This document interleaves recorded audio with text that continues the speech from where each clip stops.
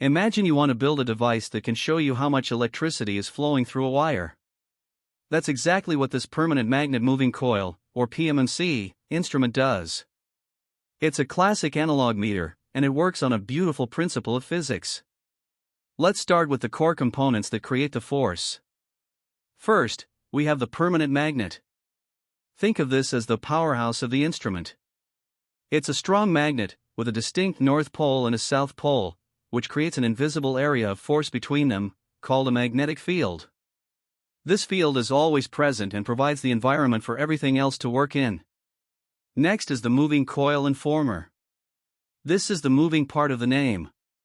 It consists of a very fine copper wire that is carefully wound around a lightweight rectangular frame called a former.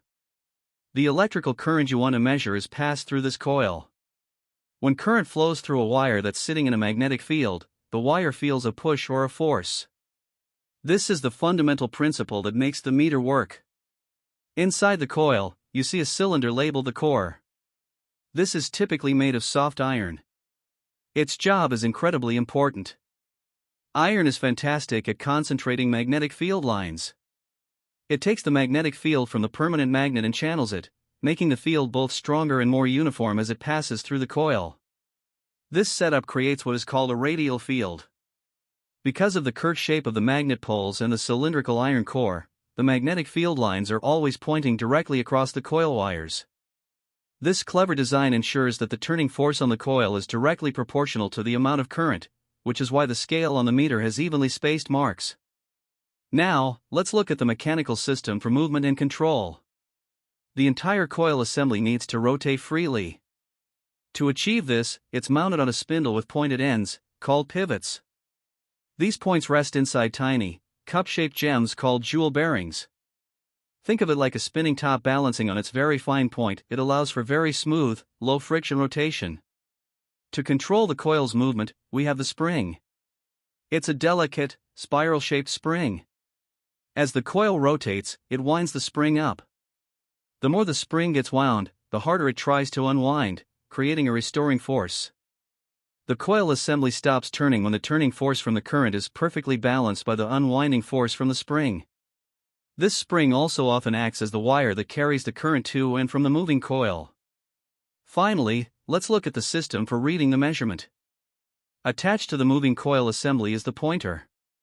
This long, lightweight needle magnifies the small rotational movement of the coil into a much larger, easily visible movement across the front of the meter. The pointer moves across the scale. This is the fixed, curved background with all the numbers and lines printed on it. It's carefully calibrated so that when the pointer stops, it's pointing to the correct value of the current. To help you get a more accurate reading, there is often a mirror on the scale. To use it, you move your head until the pointer's reflection is completely hidden behind the pointer itself. At that moment, you know your eye is perfectly perpendicular to the scale, and you are reading the true value without parallax error. Lastly, we have the balancing weights. These are small, adjustable weights on the pointer assembly. Their job is to make sure the whole moving system is perfectly balanced, so the pointer rests on zero with no current and gravity doesn't affect the reading. So, to put it all together in one flow, the current you want to measure flows into the spring, through the moving coil, and out the other end. This current in the magnetic field creates a turning force. The coil rotates on its pivots, winding up the spring until the spring's restoring force balances the magnetic force. The pointer attached to the coil moves across the scale, indicating the final measured value, which you can read accurately using the mirror. It's a beautifully simple and effective mechanical system for visualizing electricity.